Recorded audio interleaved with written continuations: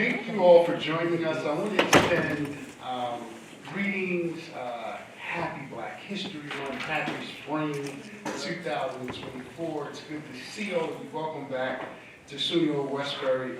Give yourself an applause. Fully yourself.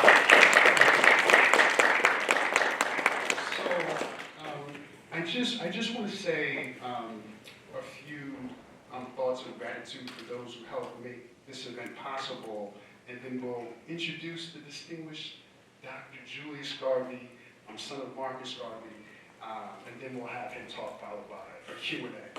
So we welcome you to the SUNY Westbury 2023-2024 Black Studies Center keynote address with Dr. Julius Garvey.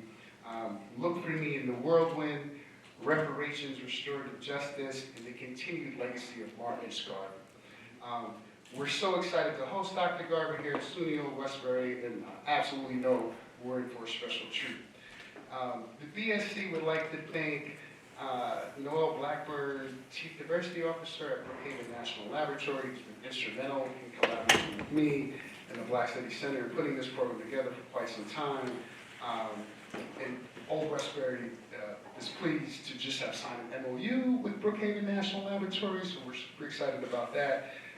We also thank Dr. President Sams and Old Westbury's Performance Planning Grant Initiative, which allowed for the establishment of the Black Studies Center last year, and couldn't have done it without that grant, which is really contributing to SUNY in ways that are unmatched.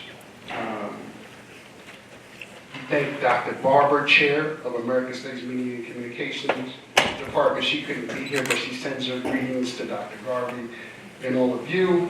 All of the affiliated faculty with Black Studies, Danielle Lee, Sylvie Candy, who's here with her senior seminar class, who are in attendance, as well as Sydney Jones, who brought her first year students, I believe. Also, a huge thank you to Dr. Oscar Agun and all the Media Innovation Center students who are always recording our events. We thank you for your tireless work. And a special thanks to the Black Studies first intern, Jaden P. Sand, who will be facilitating our Q&A at the end of today's program. He's been invaluable. So thank you all for being here at the start of the semester. I know you all have busy schedules. Now, please allow me the pleasure of introducing our guest of high distinction, Dr. Julius Marcus Garvey, internationally renowned and exceptionally accomplished medical doctor. So, as a graduate from Woolman's Trust High School for Boys in Kingston, Jamaica in 1950, Dr. Julius Garvey earned his BA degree from McGill University in Montreal, Canada in 1957, and his MD CM degree from McGill University Faculty of Medicine in 1961. He began his medical career by interning at the Royal Victoria Hospital in Montreal in 1961. In 1962, he began his first residency in general surgery at the Mount Sinai Hospital in New York, completing his residency in 1965 in thoracic and cardiovascular surgery at the University of Maryland in Baltimore, Maryland in 1970. He became an instructor in surgery at the Columbia University College of Physicians and Surgeons in 1971, and later joined the Albert Einstein College of Medicine as an instructor in surgery, where he became assistant professor of surgery, and in 1988, associate professor of surgery. While teaching at Columbia University and the Albert Einstein College of Medicine, Dr. Garvey served as an attending surgeon in cardiothoracic surgery at the Harlem Hospital Center and the Montefiore Hospital, as well as associate attending head of thoracic surgery at the Montefiore Morrisana affiliate. He has lectured, his as you could imagine, his body of work in the medical field is comprehensive. His legacy is comprehensive, but he has lectured in agroecology in Ghana, South Africa, Namibia, Jamaica, and Trinidad.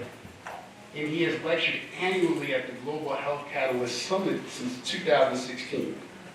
In recent years, Dr. Garvey lectures on the life and legacy of his father, the Right Excellent Marcus Messiah Garvey. He also continues to work to secure an exoneration for his father, who was falsely charged and convicted of mail fraud by the United States government.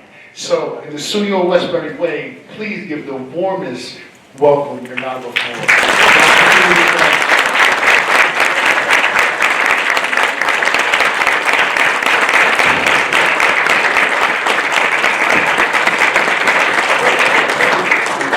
Thank you for that introduction, and thank you for having me here. This is my first time here, but I certainly hope it won't be the last. It's interesting to see so many, young, intelligent faces. And my talk is sort of entitled A Better World. And I think we do need a better world. I think the world is in chaos. The current period in history sees a convergence of many problems. Climate change, global warming, the coronavirus pandemic, continued racial injustice and police violence against African Americans, the intensification of the Cold War and US-backed NATO violence against Libya, Syria, Russia, and the surrounding of the east coast of China with US-controlled military bases and 29 or more AFRICOM bases on the continent of Africa. The devastating response by Israel to Hamas as it seeks to cleanse Palestine of Arabs and any other ethnicities. We also see wars now beginning in Yemen and Jordan. All of this as Europe, America, and its allies try to maintain their hegemony over the current world order. The rise of Europe from the 15th century to the present time has been dependent on the theft of land, the genocide and enslavement of people, and the rape of both human and natural resources, predominantly in Africa, the Americas, the Caribbean, India, and parts of Asia. This provided the wealth that fed the Industrial Revolution, and scientific materialism provided the technological innovation and philosophical basis for the quasi-liberal, pseudo-democratic, capitalist corporatism that has evolved and currently rules the world. This materialistic science tells us that we're born by accident. We live a struggling life for survival in competition for the various physical comforts of life. And then at some unpredictable time we die. This latter event one tries to postpone for as long as possible by any means necessary. In the interim, we scheme to make ourselves as comfortable and as secure as possible. In the West, this is the most comfortable generation. I think you all probably would agree to that. You have everything at your fingertips or in your smartphone. Scientific materialism and the globalized economy has brought an abundance of creature comforts. We live comfortable and well-pampered lives without a moral compass. More or less anything goes. And we participate competitively in the war for material accumulation. The individual characteristic that most guarantees success in this scenario is viciousness. Similarly, nations and races compete against each other, and the one with the most favored survival characteristic will be the winner. That survival characteristic is weapons technology. Hence, we've had Hiroshima, Nagasaki, Chernobyl, and 9/11, the nuclear arms race, cyber warfare, and of course, bioweaponry. The socioeconomics of scientific materialism has produced over time feudalism, slavery, colonialism, industrialized states, corporate globalization, and 2 world wars, followed by the Korean War, Vietnamese War, Gulf War, Iraq, Afghanistan, Libya, Syria, Ukraine, and now Yemen, and of course Gaza. The slave trade resulted in the death or removal of over 50 million Africans from the continent of Africa. Approximately 75 million people were killed in World War II. The Korean War, 4 million. The Vietnamese War, 4 million. The Iraq War, 400,000. The war in Afghanistan, 60,000. The United States in the last 30 years has been involved in sequential wars at an economic cost of over $14 trillion. This expenditure is just one aspect of the grasping for material resources at all costs by the current systems of global institutions and finance capitals that rule the world. Eisenhower warned us about this in the 50s, about the domination by the military-industrial complex. This is now pretty much complete. How are these resources distributed? Well, we've had feudal societies that gave way to capitalist societies. Capitalism's unequal accumulation of wealth gave rise to communism and socialism. Alongside all of these socioeconomic changes, we have had corporate globalization and the greatest inequality of wealth distribution in the history of the world. 1/5 of the world's population is in developed countries like ours. And this 1/5 uses 3/4 of the world's resources each year. But of course, even within this developed area, we also have the inequities, meaning that the top 5% of our population owns more than 80% of the wealth of the country. The psychology of scientific materialism produces individualism, isolation, loneliness, insecurity, and fear. Experience in a hostile universe, along with anxiety, confusion, and despair, as we more and more profoundly misunderstand reality. But the characteristic hubris, the West describes itself as exceptional, and more stridently it does this, and neurosis becomes psychosis. Drug abuse in the 21st century has spread to all classes and races, and to increasingly younger and younger persons. Addiction to alcohol, smoking, and to opioids is now pervasive in Western society. There are uppers for depression, there are downers for anxiety, and various soporifics to put us to sleep. The medical system is not a healthcare system, but a disease treatment system. And Big Pharma has a pill for every neurotic symptom. Reductionism, which is the essence of scientific materialism, has brought us to the brink of nuclear disaster, global warming, deforestation, and soil depletion, toxic waste, and pesticide buildup, and the extinction of many species of plants and animals, both on the land and in the ocean. More than 50% of the Earth's species will disappear by the end of the century. This loss of plant and animal life will reduce our resources for food, medicine, material, and biomass. And this concomitantly reduces our capacity for clean air, clear air, clean water, and the ability to sustain soil fertility. This situation has been accelerating with the systematic application of science and technology to the ever-expanding production of goods and services. The expansion of markets and economic globalization has brought about record disparities between rich and poor. We're running out of resources to feed the industrial economy. Oil, gas, fresh water, clean air, food, forest, biodiversity, genetic diversity, fish stock, coral reefs, the garbage dumps in ocean space for our trash, chemical pollution, acidification of the ocean, and climate change and global warming. The global crash is fast approaching. Now, I think we have to ask ourselves, especially young people, is this progress? Accelerating towards disaster can be considered progress. What then is human progress? Is it technological progress? I think if it's just technological progress, then we're going on to robotics and artificial intelligence, and you'll all be replaced. We're eroding Earth's capacity to support human life. This significant devastation of the planet and humanity has been done by corporate-led economic globalization. Clearly, we must provide an alternative to the systems that have created the devastation and the way of life just described. Our development cannot be dependent on imitating the same systems that are causing this crisis.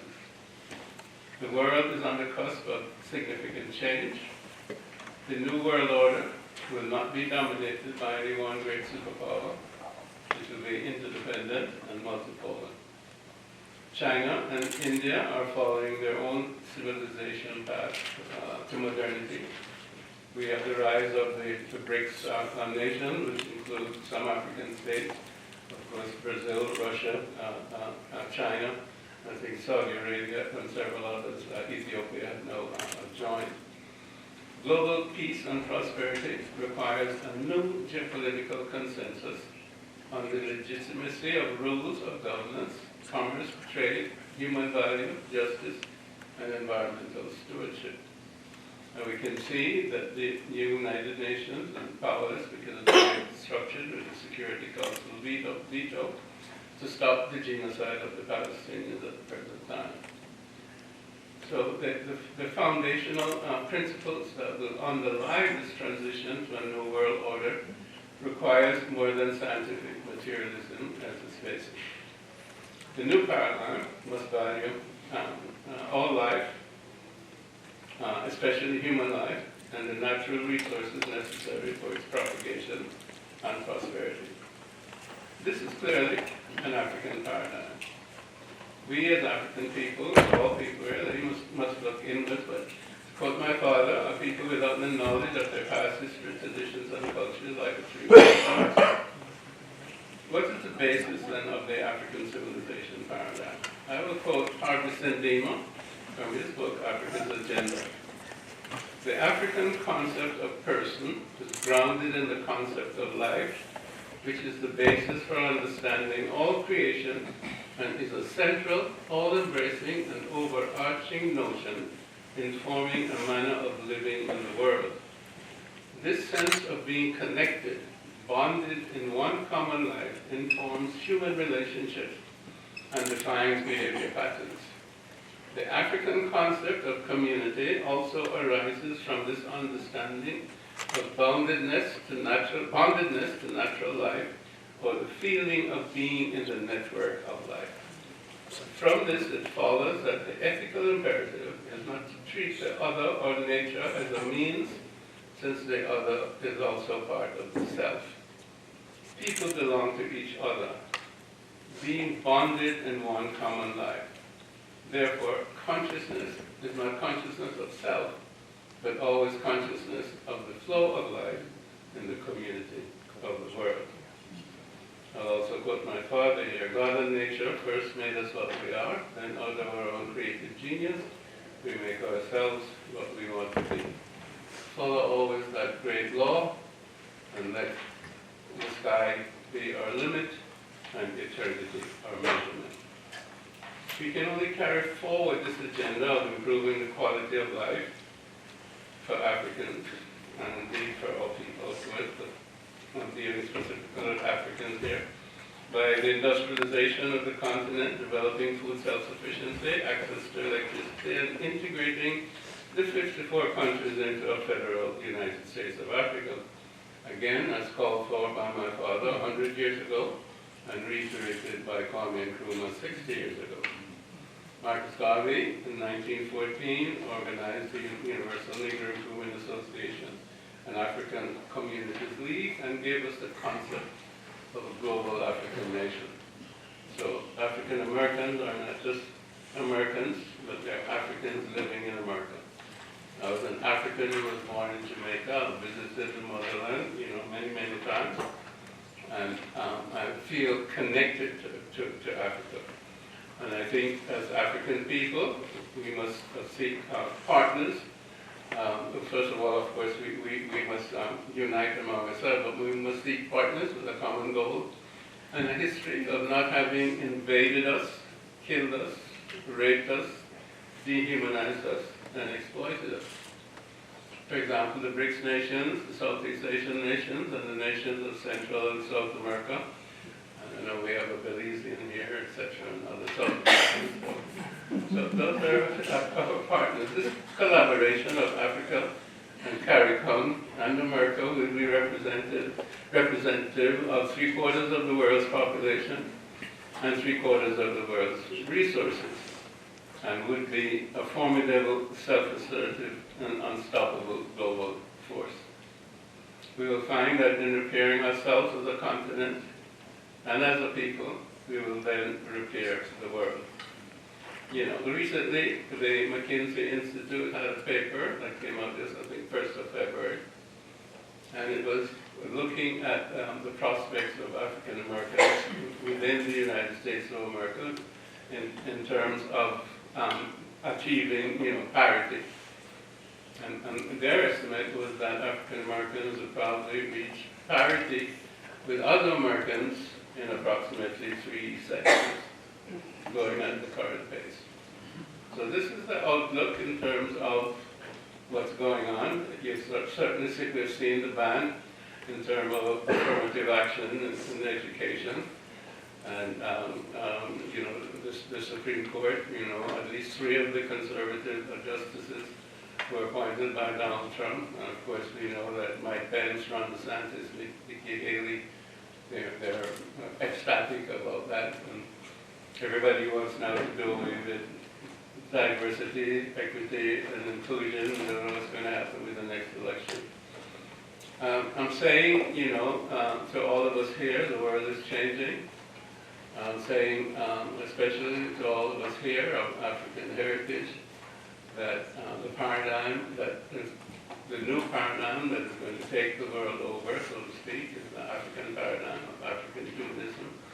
And I'm saying that we must unite among ourselves as African people, African continent, CARICOM, here in the United States of America, and with those who have not abused us in the past, and try to create that formidable force of an enlightened humanity.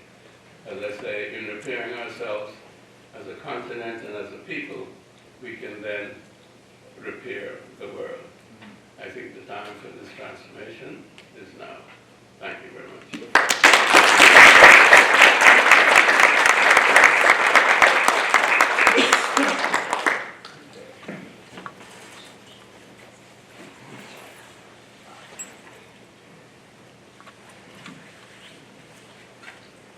We're going to open it up. Thank you so much, Dr. Garvey, and thank you all for attending. We're going to open it up now for Q&A, to have an engaging, sort of thoughtful discussion about what Dr. Garvey talked about, and hopefully what you're thinking about, maybe in some of your classes, or just, you know, having a sensibility about where we are in the world right now. So if you have a question, just kindly raise your hand, and Jaden will come to you. Okay, and we'll sort of start our Q&A that way. I don't mind brief statements because what I say is controversial. Somebody may have an opinion, not necessarily a question. I'm open to opinions as well.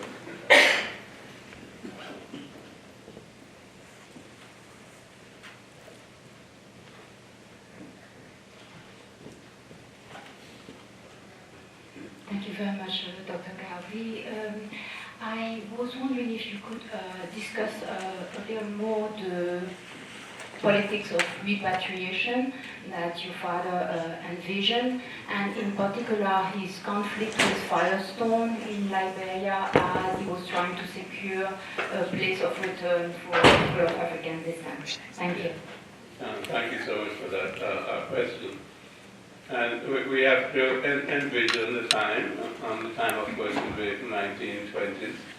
So we're talking about the time 100 years ago when there were no independent African countries or Caribbean countries.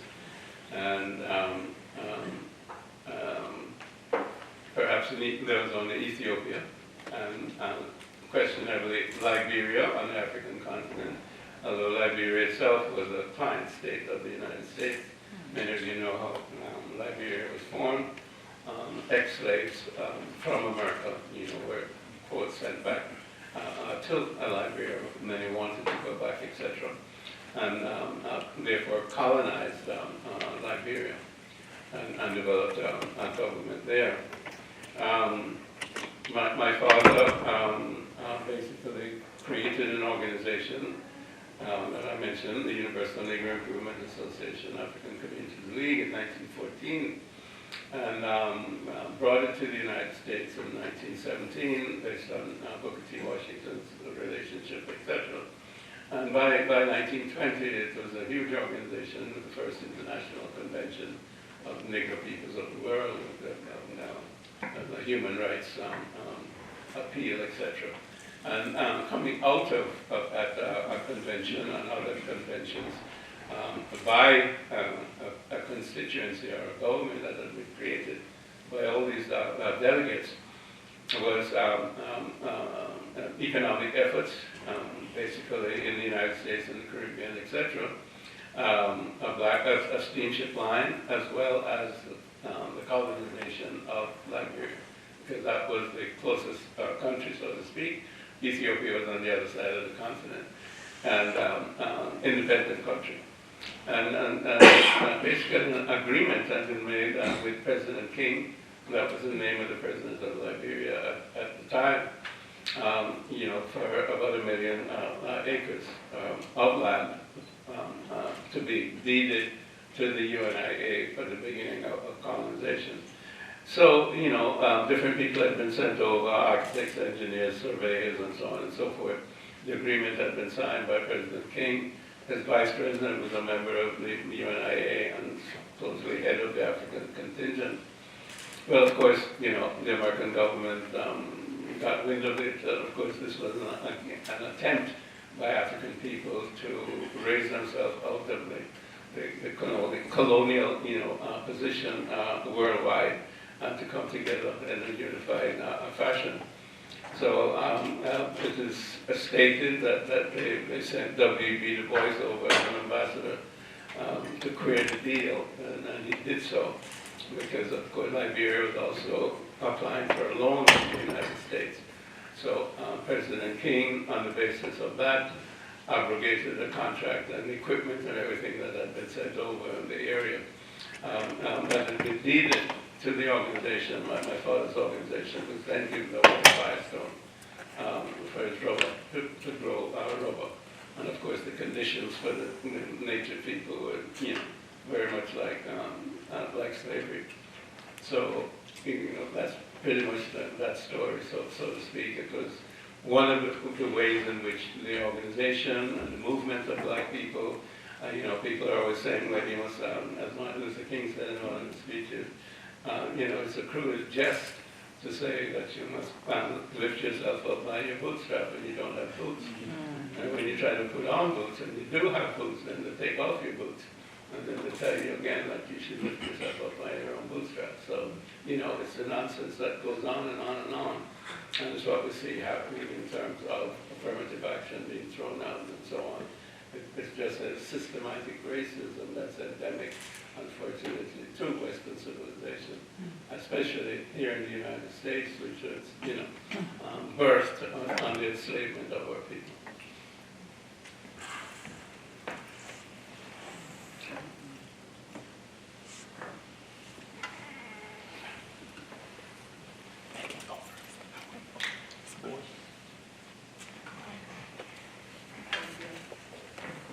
Hi, my name is Siobhan. I'm a student of Professor Conde.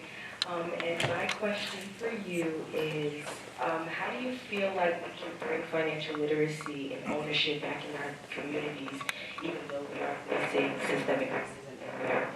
How do we pull ourselves together to once again reunite in Africa? And yeah, that's my question. Well, that's a process that we have to do for ourselves. Nobody can do it, for us. And that's the basis of my father's organization, that we have to do for self. And we have the capacity to do anything we want for ourselves. I mean, we've shown that over time if we understand our history. The first civilized people, so many firsts in terms of what we've given to the world. That our history has been distorted and denied. But we have the capacity to do it, and we have to do that within our own communities. If we can't expect that somebody else is going to teach us how to be financially literate and how to be entrepreneurs, how to fend for ourselves, how to develop our communities. It should be, it is the responsibility of our organizations, whether it's NACP, whether it's Urban League, whether it's the UNIA, or whatever community organization it is, whether it's a church. I think other groups, they learn business around the breakfast table or around the dinner table. And education begins at home. Your history should begin at home. You should have the books for your kids to read, etc., etc. Turn off the TV set, make them read. Teach them, what money means, how you make your money, and what is expected of them in terms of going forward, and to take care of themselves, their progeny, and those around them in terms of community effort. So I think it's clearly our responsibility. It's not the responsibility of the federal government or anybody else to take care of us. I mean, the concept of the welfare state is not a positive one, although maybe some of us have fallen into it because it's an easy way to look at things. But, America does have that opportunity for self-development, but at the same time it does have the opportunity also for being destroyed. But I think if we unify and understand that, whatever advance we make, it's not going to be an advance of an individual. It has to be an advance of a community, of a people. That is what gives us strength. It's us being one people. So that if something happens to one person, then all of us react to what is going on with that one person. And that gives us strength collectively, both in terms of resources, in terms of our moral capacity, etc. So that part of it is lacking within our community. And, unfortunately, we have been miseducated over time, as Carter G. Woodson said, back in the 20s. And we have to correct that. We fought for community control of education way back in the 80s. We were part of that in Brooklyn and so on. And we lost that battle. So even within our communities, because of the teachers' union, etc., at that particular time, the teachers' union was run by teachers who were not us, so to speak, and they didn't want control, by the community. But where we can have control of the community and the teachers' union, etc., we need to move in that direction. So what's being taught to our children is something that we want our children to be taught, not the bogus history that everything started with Greece, and nothing happened before Greece. When Greece was laid to the table, Africa had been civilized for at least 4,000 years before. I'm glad I let her go before me because I think you began to answer my question. So first of all, thank you very much for your remarks and your work and your continued work on behalf of your father. You talked a good deal about scientific materialism and, in essence, how it got us to this pickle, to be nice, right, that we find ourselves in globally. It is generally thought that in order to overturn an ideology, you have to have a counter-ideology, right? I mean, that's 101. I didn't hear you talk about that counter-ideology, or at least label it. And so I'm curious, is it scientific socialism, African communalism? Is it something that emerges out of the BRIC nation? Or is it Pan-Africanism? What is that organizing principle that you believe should guide the work that seeks to overturn the impact of scientific materialism upon Africans, but it hasn't only wrought destruction and challenges for African people, but what is that? It's called African humanism, and it's what's been practiced in Africa for thousands of years, ever since, Nile Valley civilization, Kemet, etc. And it was sort of intrinsic in the quote that I did from Harvest and Dima, although of course it couldn't be spelled out. It's also intrinsic in the quote of my dad, that God and nature first made us what we are, and out of our own creative genius we make ourselves what we want to be. That's the key right there. It's clearly a spiritual key as opposed to simply a physical a physicalism or a scientific materialism based on physicalism, which is materialism. It is saying that God, nature, and us, we are all one. So there's this oneness. And you can trace that, of course, back to Kemet. And the principle there was called Ma'at, which is the principle of unity and order and righteousness and reciprocity and compassion, etc. And we can bring it up to date with the concept of Ubuntu, which is present in the Bantu people and others within Africa.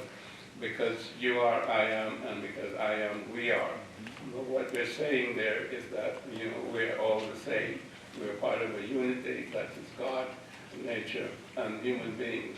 And as human beings, we have to understand that we're made in the image of God. And as human beings, we have to understand that we are the stewards of nature, not the destroyers of nature or the transformers of nature.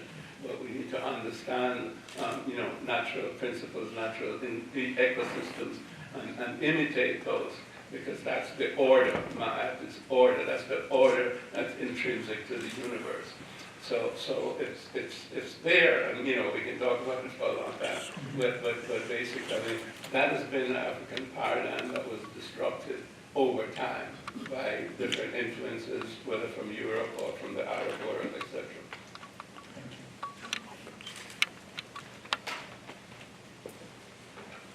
Thank you for that answer, and Dr. Sands, I thought that was a wonderful question. And mine sort of, is it maybe not a tangent off of it, but you, in your earlier remarks, you said, and it's absolutely true, that we live at a time of the greatest inequality in the history of the world.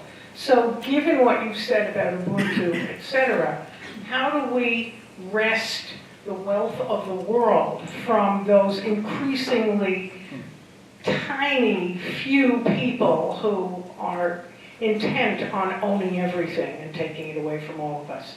Thank you. You see, I don't think we can wrest it from them, because that's what has happened over time.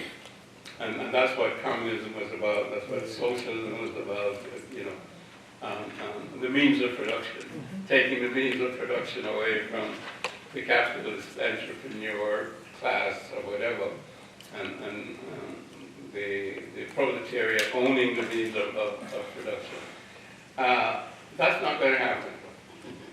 I think the problem is a mindset.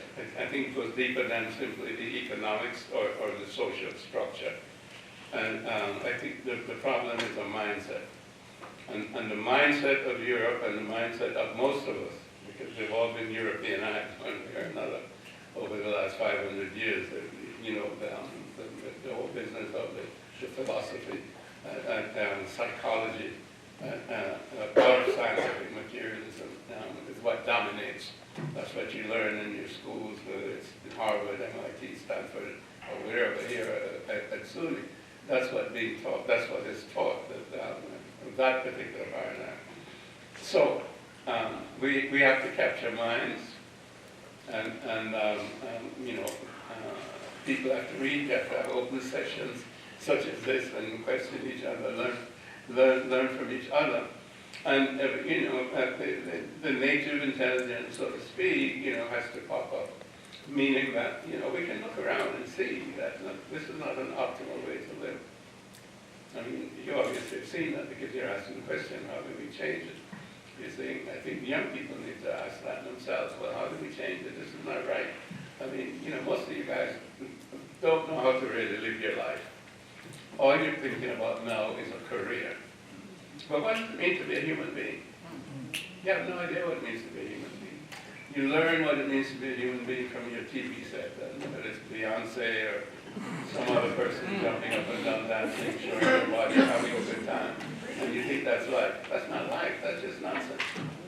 That's just jumping up and down. That's kid stuff.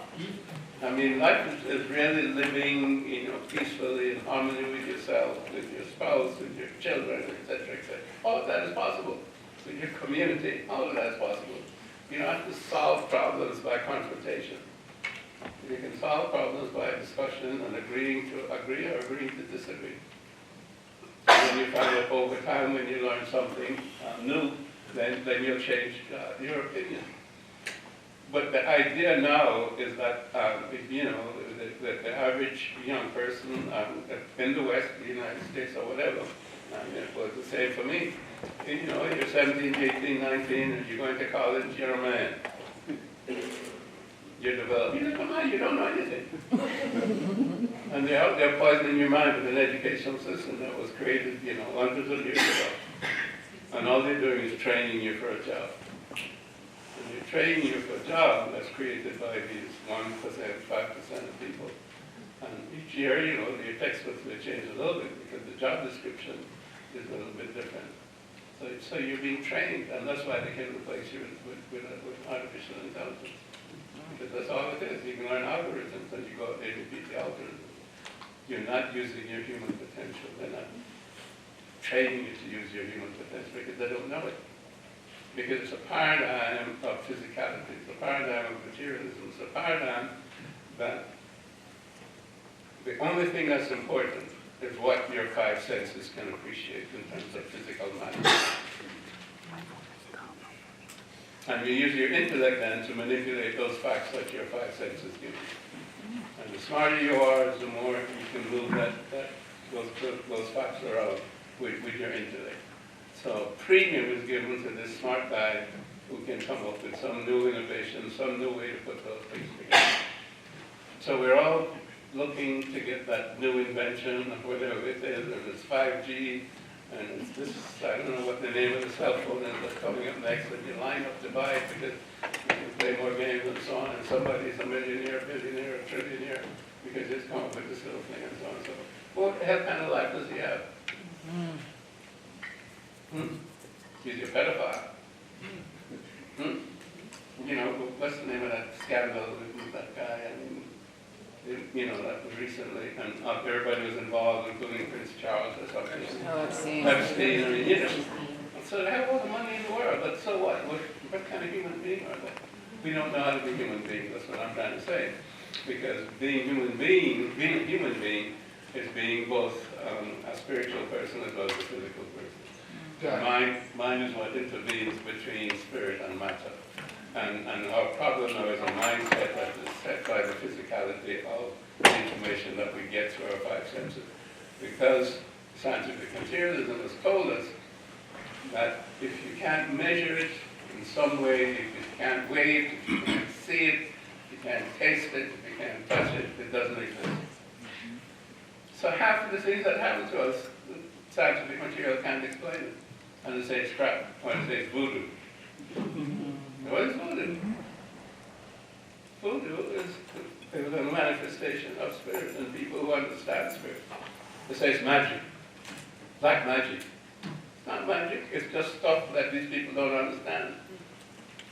So they marginalize it and say it doesn't exist and say it's silly or it's crazy.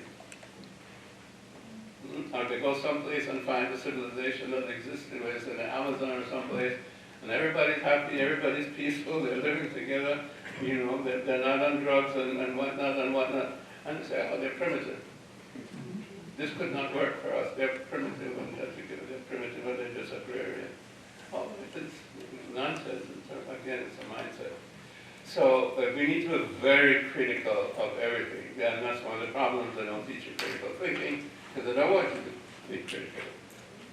So read, critical thinking, you know, respect your own opinion, and try to have your opinion based on a wide range of information. If you see something in a book and I'm not so sure, get another book or another paper and compare it, contrast it, and again, you have a creative genius. Each one of us has a creative genius. We are creative genius. So Doc, this is, you had me thinking about so much, and I know that there are questions here, and I want to get mine out because you got me going. So one of the things, and related to Dr. Stan's questions and some of the follow-ups, and you honing us in on this humanism, and particularly African humanism, to think about just our humanity and the importance and the significance of connecting with one another, our common humanity. But one of the things that struck me,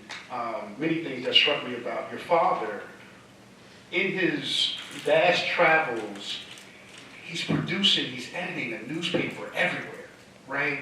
So as soon as he gets to Costa Rica, he publishes La Nacional, right? And he's everywhere throughout the Caribbean. He's publishing these newspapers, not just in Harlem. And when we think about much of what Dr. Garvey talked about, with respect to when we think about the production of information related to systems of power, we have a number of journalism media students here. We all consume media, and we're talking about the shift in where the world is. And you mentioned some of the great powers, and you think about, it's daunting, right? Think about what's happening in the cyber world. In thinking about our humanism in relationship to the production and dissemination of information for all of us, right?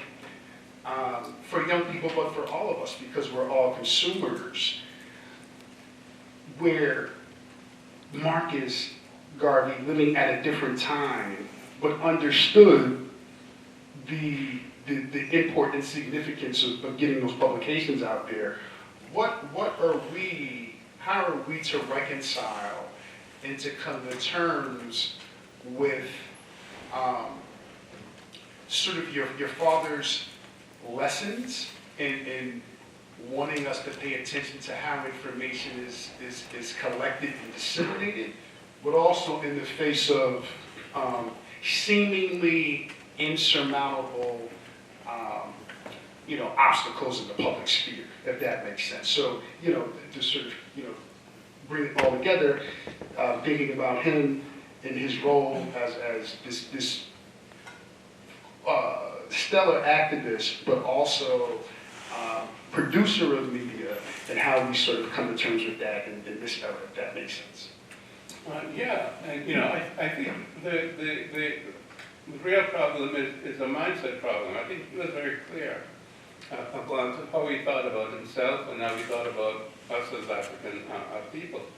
And if you think about it, first of all, his ideas, resonated very much with people at the time, because the realities of the differences between black and white were quite stark.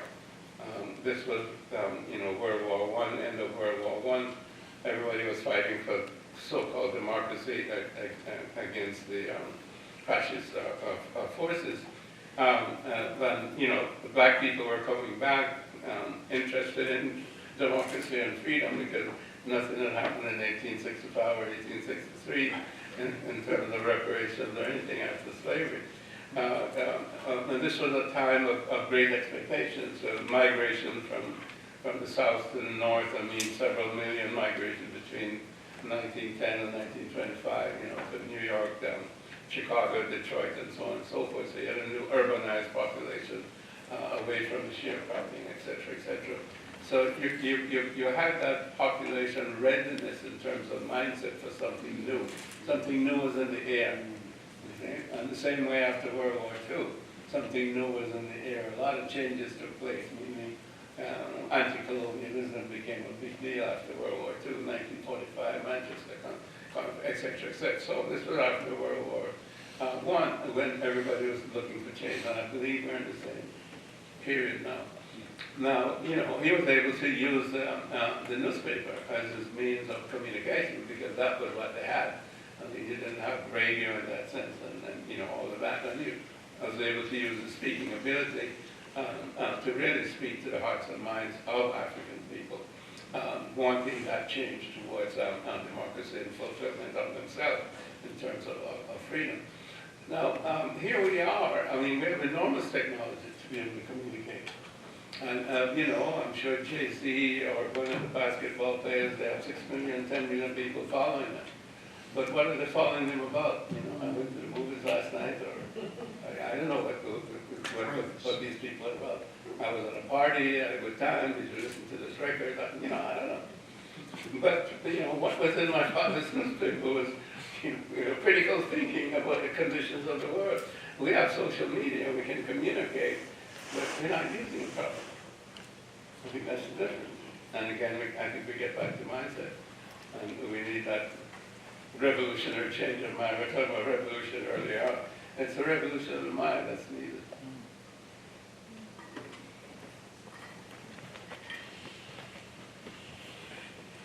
Hi, thank you for joining us today. This is incredible, so thank you very much. I have like a million questions. We can talk about it. I'm going to try to figure out what I want to I say. always have time for a pretty woman, so we can talk. We should do this every day. Critical thinking is something we focus on a lot here. Okay. With our students from the moment they start here, try to have them think about why they believe what they do. That, is it because your parents told you this? Really get their minds going. But a couple of things.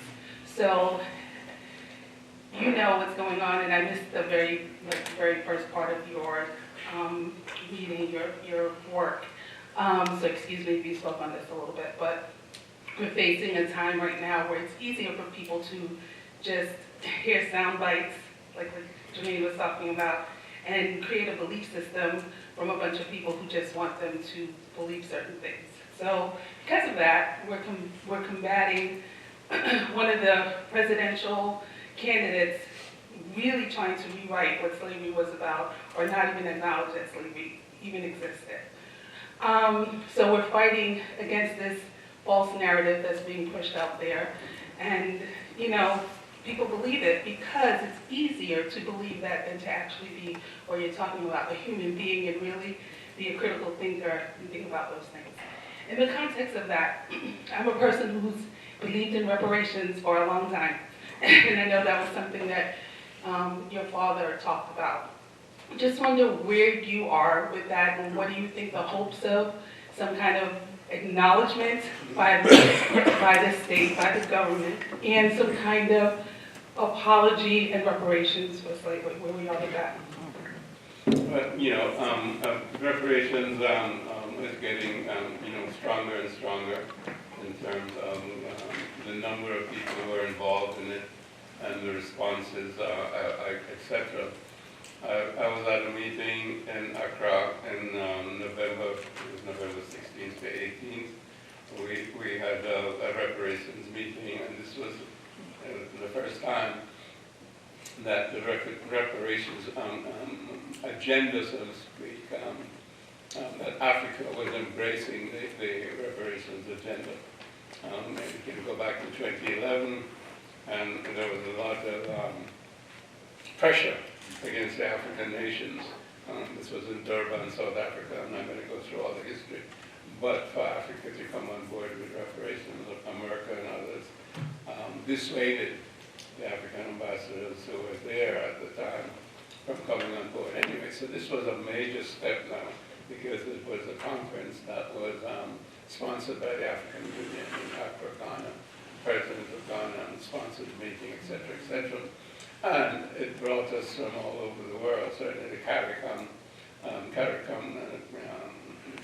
is the Caribbean Community of Nations, which is about 15 nations, and they've had a 10-point proposal for quite a while. But so there was CARICOM, the African nations, and then there was the U.S. reparations group, several members. So that was the first international convening of a reparations conference. So it's continuing, and a committee of experts was being formed after that. As mentioned, that was November. So we'll have a committee of experts, and that's going on. And 2025 is being considered to be the reparations year, where it's going to be presented to the United Nations and all the different international bodies. Very much the same way the International Court of Justice, South Africa is taking Israel there, and so on. So this is going to be big. We have that period of time moving along. And, you probably know here in the United States, I think California has just come out with a number of recommendations, et cetera, that are being put forward. And they have a committee New York recently has developed a committee, I think 3 to 6 months ago, to study reparations and how it should come out. I'm sure other states will pick up on that. So the answer to your question, reparations is alive and well. Different groups are formed throughout the United States. It's very strong in the Caribbean, and now it has gotten significant purchase in Africa.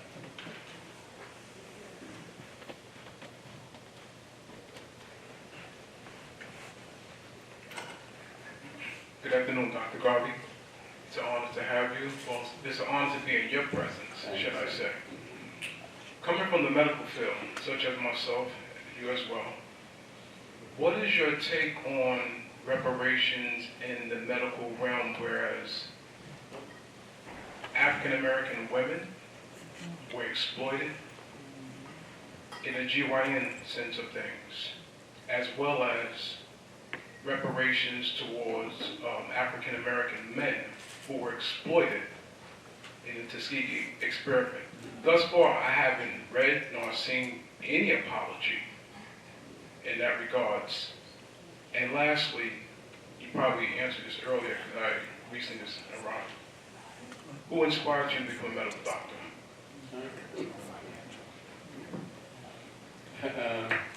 Maybe I'll take the last part, first.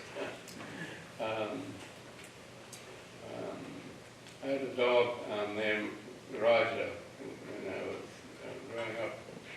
I guess I was anywhere between 11 and 13, and so 10 and 13. And he used to go everywhere with me, and running in the bush and whatnot. And Raja got sick and was dying, and I couldn't do anything for Raja. And, we didn't have vets in Jamaica at the time. So I watched my dog die. And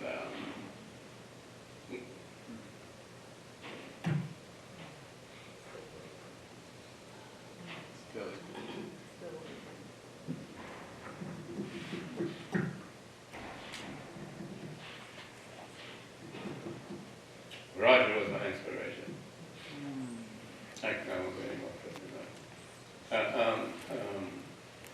One of the things about reparations is I think we have to look at it from the point of view.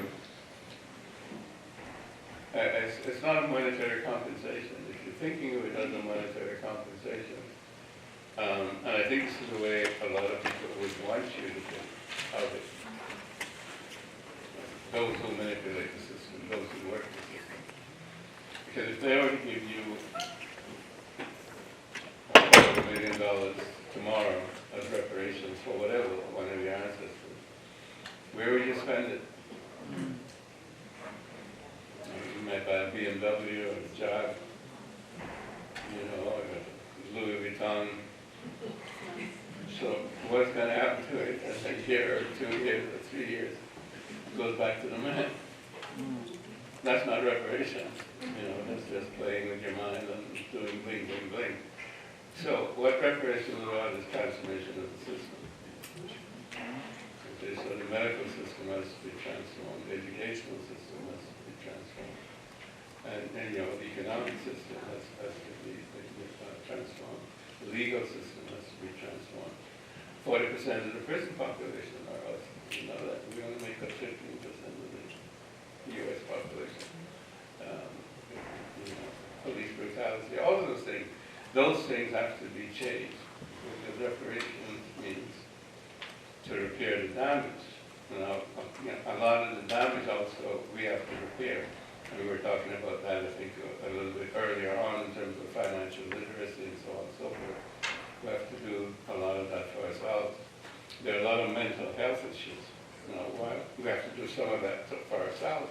That has to be put on the table in terms of, part of what is as somebody calls it, the post-traumatic stress syndrome is, and that continues to influence us negatively over time.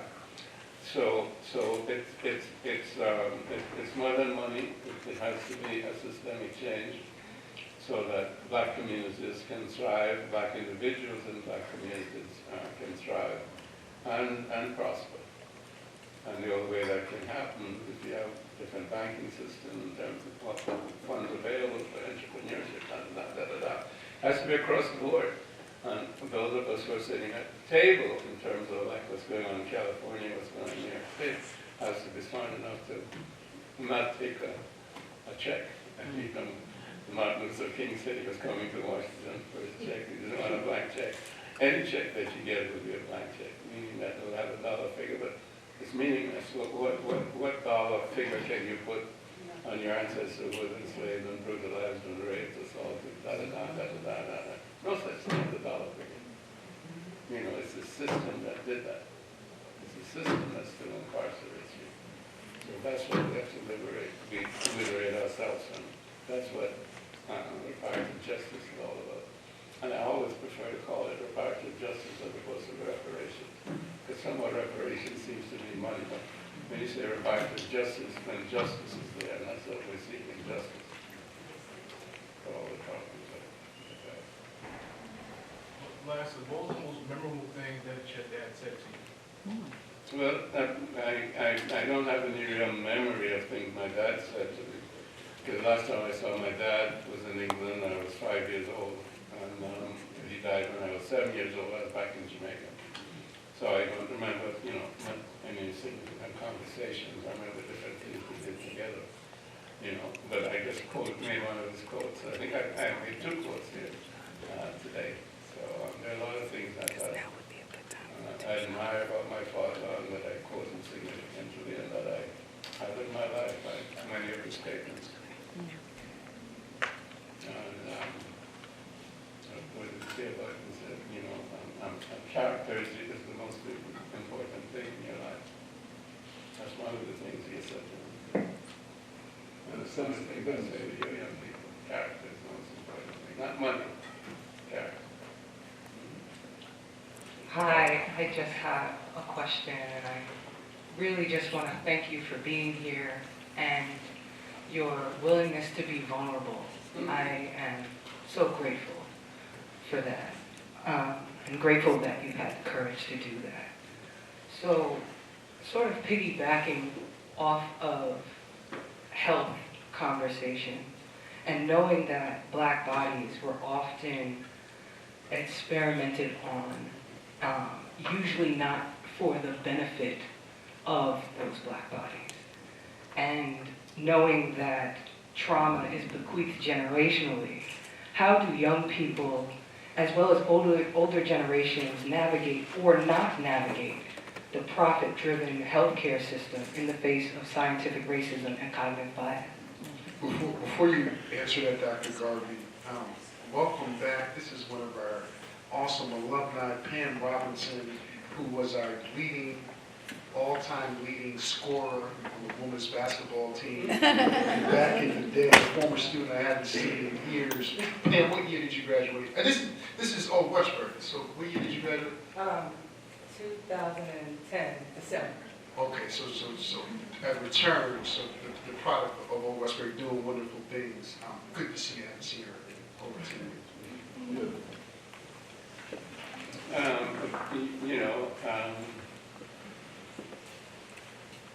Interestingly enough, I've lived my life within the medical system.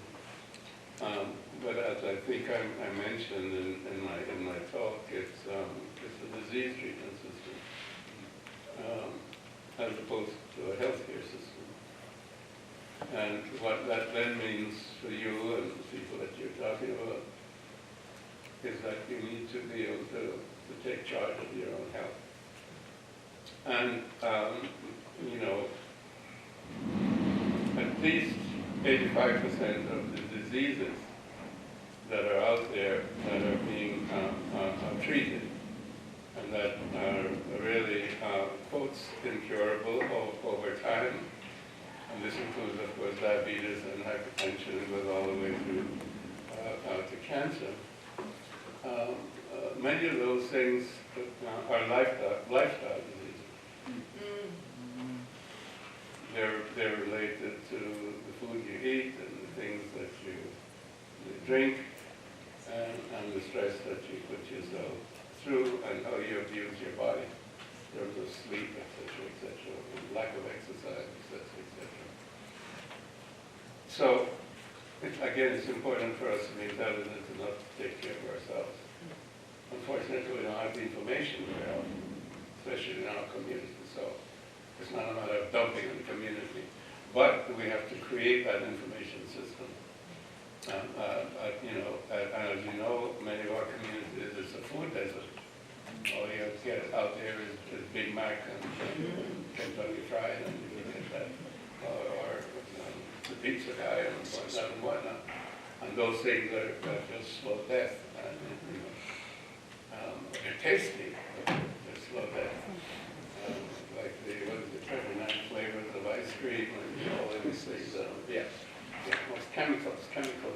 You have more than 100 chemicals in your body that your body doesn't know what to do with.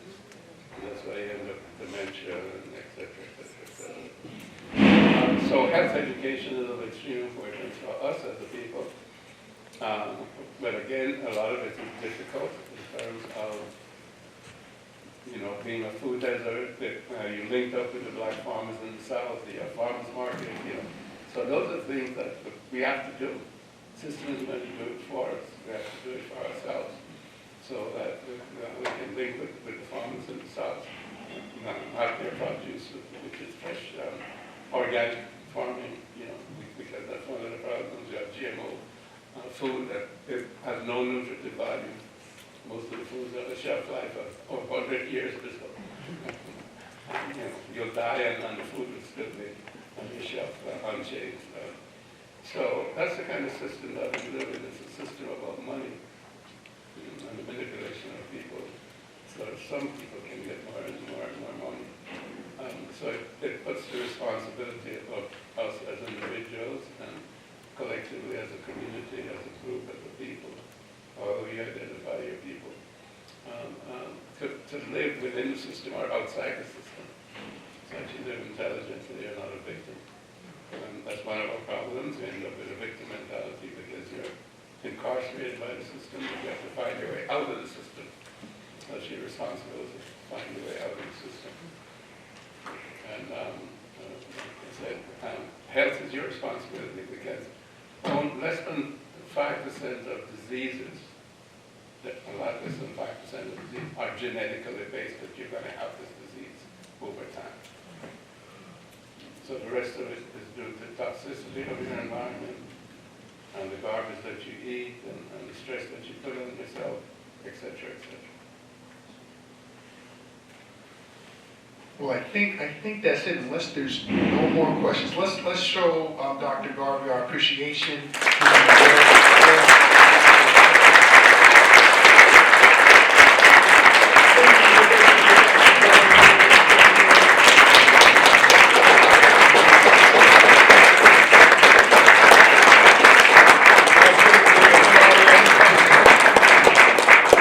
So I just want to say just a few words before you head out of here, and some of you will come up here and meet Dr. Garvey, which is great.